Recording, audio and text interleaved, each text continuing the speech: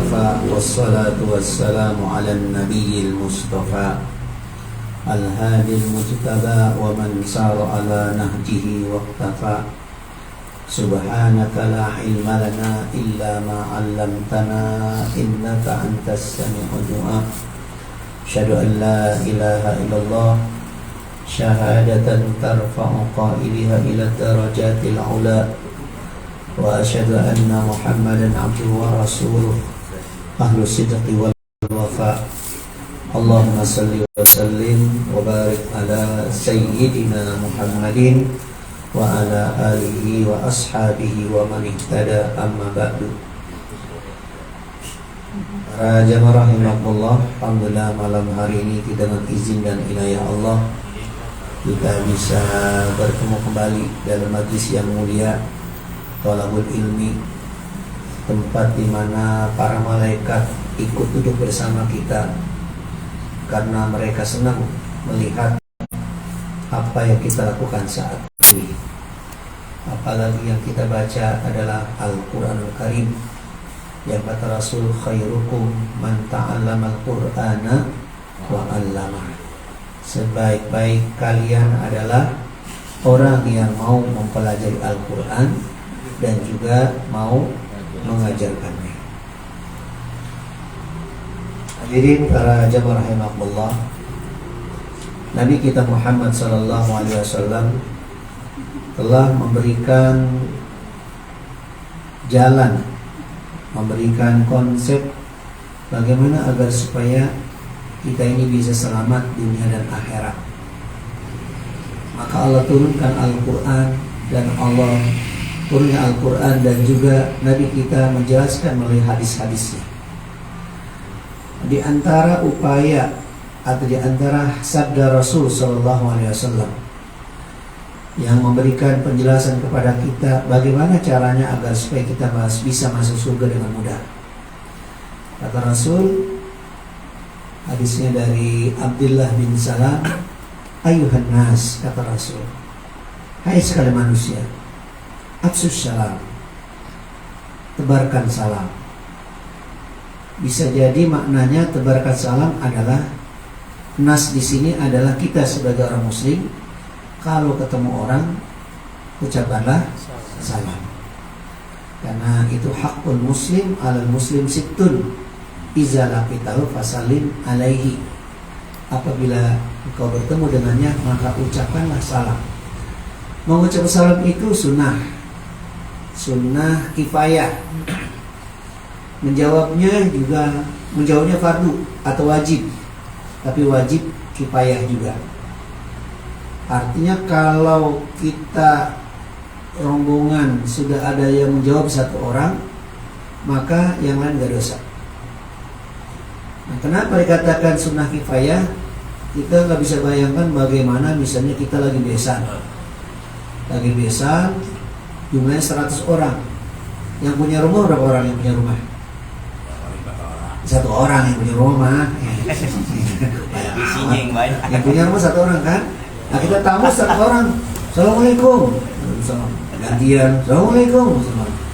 Jadi bisa jadi kalau semuanya mengucap salam, yang punya rumah bisa 100 kali kan? Padahal yang datang cuma sekali. Assalamualaikum, gantian. Waalaikumsalam. Waalaikumsalam. Waalaikumsalam.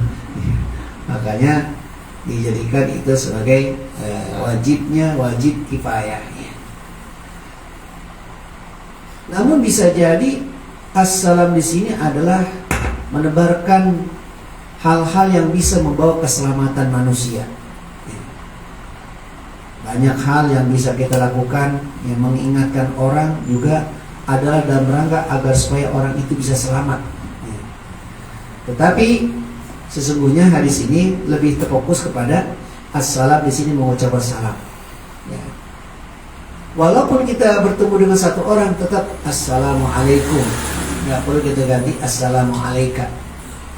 Karena assalamualaikum itu dhamir jamak yang mencakup seluruhnya.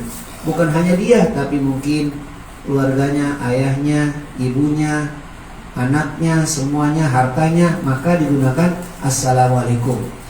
Jadi begitu kita mengucapkan assalamualaikum, semoga Allah memberikan keselamatan kepada kamu, kepada istrimu, pada anakmu, pada hartamu dan semuanya. Maka disitulah manfaat daripada penggunaan domir jamak assalamualaikum. Afsus salam. Yang kedua, wasilul arham, menyambung silaturahim. Kalau nama nyambung, putus apa lagi nyambung? Ini kita kalau nyambung silaturahim, berarti itu yang putus atau yang udah lagi nyambung? Yang putus. Putus. Kalau lagi nyambung enggak, bukan namanya bukan silaturahim. Ini kita lagi pada berteman nih, teman nih, ngomong silaturahim, itu sebenarnya bukan apa namanya, bukan silaturahim, orang lagi sering banget ketemu sih, sering banget ketemu. Yang nama silaturahim itu ketika dia putus dari sambung tuh, itu namanya silaturahim. Nah maka kata Rasul, setelah kita mau mengucapkan salam, lalu kemudian agenda berikutnya adalah harus kita perbanyak silaturahim. Kenapa harus banyak silaturahim? Dalam hadis Rasul yang lain, man ahabba an yubsatalahu fi rizqihi wa ayun sa'alahu fi asarihi falyasil rahimahu. Barang siapa yang ingin dimurahkan rezekinya, dipanjangkan umurnya, memperbanyak silaturahim. Itu bisa jadi orang kalau silaturahim itu matinya lama, ya, nggak buru-buru mati. Kenapa? Umur mati mau urusan umur ya, sama Allah ya. Maksudnya begini, karena orang yang rajin silaturahim itu dia selalu berbahagia, gembira. Ketemu temennya bisa bercanda gitu kan, terus bisa bercengkrama. Karena kalau dia nggak silaturahim, bisa jadi orangnya gampang tersinggung, cepat marah. Makanya di situ katakan, barang siapa yang senang silaturahim, dipanjang umurnya. Imunnya naik. Ya, imunnya naik tuh. Ya. Jadi karena dia merasa tenang, nyaman. Tadi di rumah nggak bisa ketawa, di sini bisa ketawa dia. Ya, jadi kan apa namanya, semakin kokoh, semakin sehat. Ya.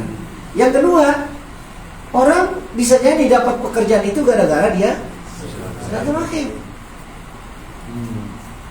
Paling lagi main-main ke rumah orang lain, tanya, lu kerja? Lagi nganggurin, bisa kerjain gue. Gitu. Bisa kerjain gue. Bisa kerjain gue. Gitu. Jadi itu gara-gara silaturahim kan? Orang kotor tanah. Iya. Lu udah ngapain nih orang? Langsung ngorek dulu. Ya gitu kan. Ada itu. Ya. Jadi ada orang yang mungkin belum dapat pekerjaan, gara-gara silaturahim dia dapat pekerjaan. Makanya dikatakan orang yang silaturahim itu dipanjangkan umur, dimurahkan rizkinya. Ya. Jadi pertama dari sisi kesehatan dia jadi sehat karena bisa ketawa, bisa bahagia, itu gak mumet. Kemudian bisa jadi dengan sebab itu dia dapat rezeki. Wasil arham. Yang ketiga, wa'atimu ta'am, membantu orang-orang yang sedang kesulitan. Ya. Bantuan itu macam-macam. Ya. Termasuk kita ngaji nih buat puncak itu bantuan kan? Itu jangan dianggap ada pahalanya itu. Insyaallah. Buat Ustaz Saipi 350.000 kecil, tapi buat galeng berapa? 3 hari baru dapat 350.000. Belum bayar nih. Sama main ngomong. Ngojek orang dah. Iya. Jadi yang bayar 350.000 dia nyanyi susah mati, pahalanya lebih banyak dibandingkan dengan yang sekali 15 menit gope gitu. Nah, khutbah Jumat. Biasa nih. Dia buka. Ya kan khutbah Jumat emang gak boleh panjang-panjang kan? Orang gak paham kalau panjang-panjang. Panjang, untuk baca Quran, baca hadis, nasihat. Ya. Nah, jadi dengan sebab itu, jadi bisa jadi orang yang satu hari cuma lu satu hari dibayar berapa yang mau Ustaz Saipi? Kenal lagi aja gue. Peko satu hari, Ustaz Saipi 15 menit. Gope. Beda. Cuman masalahnya, sayangnya hari Jumat cuma 1 kali seminggu. Aku cuma semua. Kalau setiap hari Jumat lumayan kan. Nah, Jumat cuma 1, ada tuh cuma ini aja, seminggu sekali adanya. Nah, ya ketemu ya malah banyakan yang kerja juga, Leng. Ya kan kalau misalnya tadi pego, seminggu berapa? Iya kan, kalau pego kan tujuan jadi harus sejuta 50.000. Nah Ustaz, ya kalau hari Jumat doang gope banyak lo, Leng.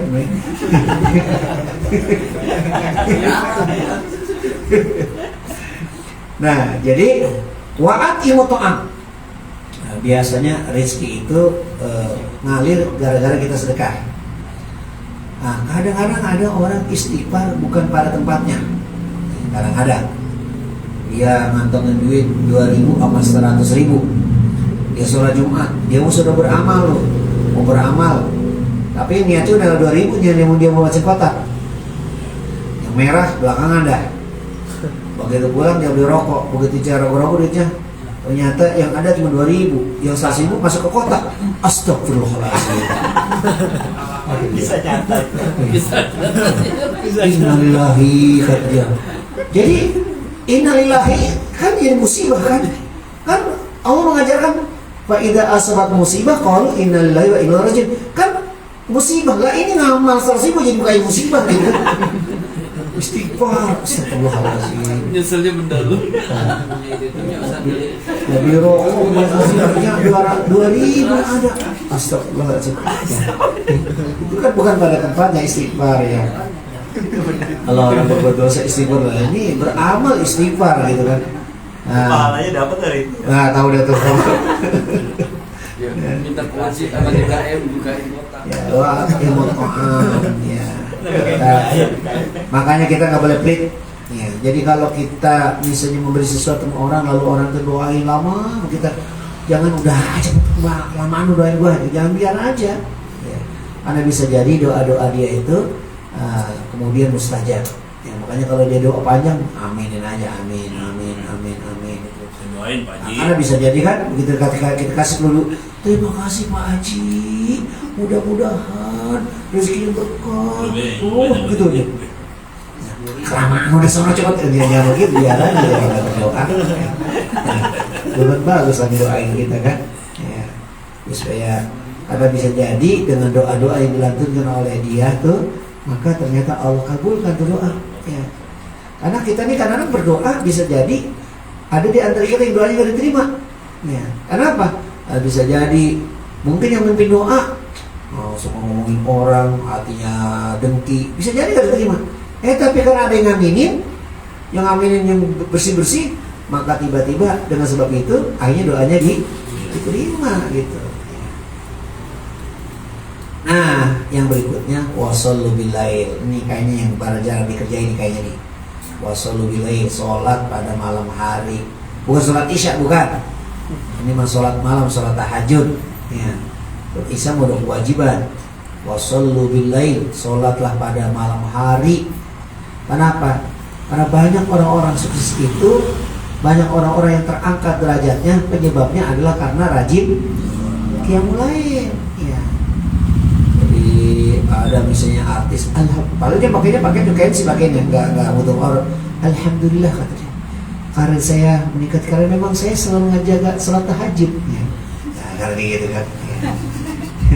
Padahal makanya ikensi katanya. Ya.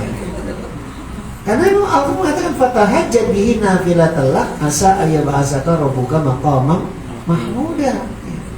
Bertahajudlah kamu nafilatan lak sebagai pahala tambahan buat engkau. Nah, sunnah. Kalau Rasul menjadi wajib, tapi kita umatnya amalan yang sunnah. Kenapa? Asa ayyab'asaka rabbuka maqamam mahmuda. Maka dengan tahajud itu semoga Tuhanmu mengangkat derajatmu menjadi ke tempat yang mahmud, tempat yang terpuji. Nah, jadi ini kan kayaknya wajah-wajahnya bukan seuzur ini mah, bukan seuzur. Wajah-wajahnya kayak kurang ada yang mulai ini wajahnya. Ya. Kalau kita kayaknya kesulitan bangun tahajud itu, maka kalau mau tidur sholat dulu 3 rakaat, sholat witir, ya. Pengganti buat sholat malam. Takut malam hari nggak bisa bangun. Ya. Tapi kalau malam hari udah ke witir ternyata masih bangun juga, nggak apa-apa, tahajudnya aja, nggak usah pakai witir, karena nggak ada witir satu malam 2 kali. Ya. Jadi itu harus dibiasakan. Tahajjud bihi nafilatan asa ayat asa rabbuka maqama mahmuda.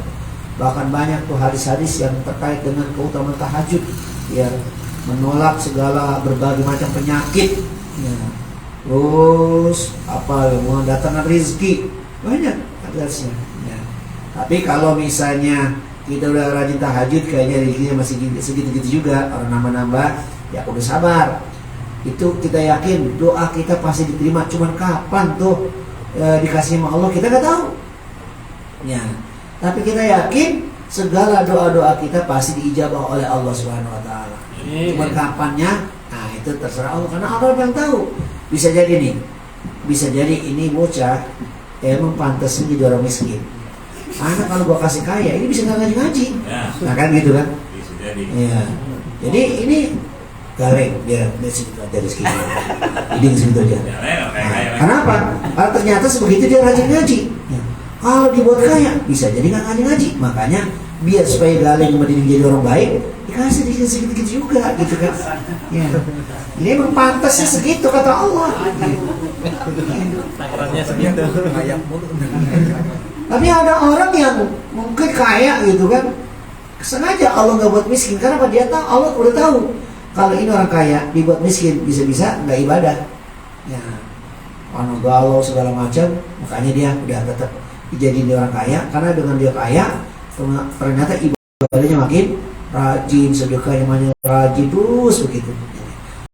Nah, segala sesuatu yang diberi oleh Allah, maka itu sesungguhnya yang terbaik buat kita. Ya. Namun kita karena sebagai makhluk mukallaf, apa yang diperintah oleh Allah kita kerjain.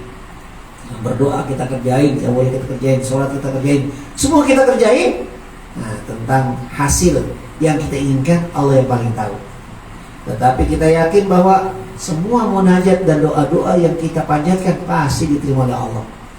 Nah, bisa jadi caranya, cara menerimanya, dia minta, misalnya minta itu rezeki yang banyak, duit yang banyak, ternyata duitnya segitu juga. Tapi dia nggak pernah kenal puskesmas, ya. Badannya sehat, malam-malam orang pakai baju juga sehat terus, makan, lu makan apa? Menggarong dong, sehat terus, nggak ada rumah sakit, ya. Coba mendingan mana coba, duit banyak, punya villa, punya kolam renang, lumpuh, sakit, sama bocah yang duit kagak punya, makan memang nasi paling makan gesek. Badannya sehat terus, ini yang mana coba? Sehat, banyak. Nah itu memang itu memang nggak disebut tadi gua. Ya. Nah, jadi kita yakin bahwa apa yang kita panjatkan itu pasti diterima oleh Allah, dan Allah lezat yang maha tahu tentang kemaslahatan diri kita. Karena kita ini milik Allah, maka Allah yang paling tahu. Kita tetap berhusnuzon, berbaik sangka kepada Allah. Semua yang diberikan oleh Allah itu yang terbaik buat kita. Nah, kalau kita sudah laksanakan tadi, ketemu orang, mengucapkan salam, terus nyambung silaturahim, suka membantu orang lain, ya. Maka terus juga ibadah sunnahnya juga dijaga. Kalau wajib mah nggak usah diomongin. Kalau wajib mah ibadah sunnahnya apa yang kita mulai, maka kata Rasul, tadkhulul jannah bisalam. Nanti dia akan dimudahkan oleh Allah masuk ke dalam surga. Kan itu cita-cita kita tuh. Oleh karena itu mungkin silaturahim sih kayaknya udah sering, walaupun pakai WA. Ya. Kemudian bantu orang, ya namanya bantu bisa juga, ya, bisa dilaksanakan. Absus salam, ucap salam mungkin udah sering. Tapi ini kayak qiyamul lail yang fokus nih, yang punya. Dari sekarang harus berlatih diri melaksanakan qiyamul lail, karena berapa, 1 hari lagi ya, bulan Sya'ban masuk, ya. Kita perbanyak lagi puasa, perbanyak lagi qiyamul lail. Nah, biar supaya begitu Ramadan kita sudah terbiasa ini. Jadi sholat nggak nyari sholat yang cepetan dikit ya. Kita sholat yang standar ya, yang santai. Kenapa? Karena niat kita adalah ibadah, bukan ngejar target ya. Nah, ini yang saya sampaikan.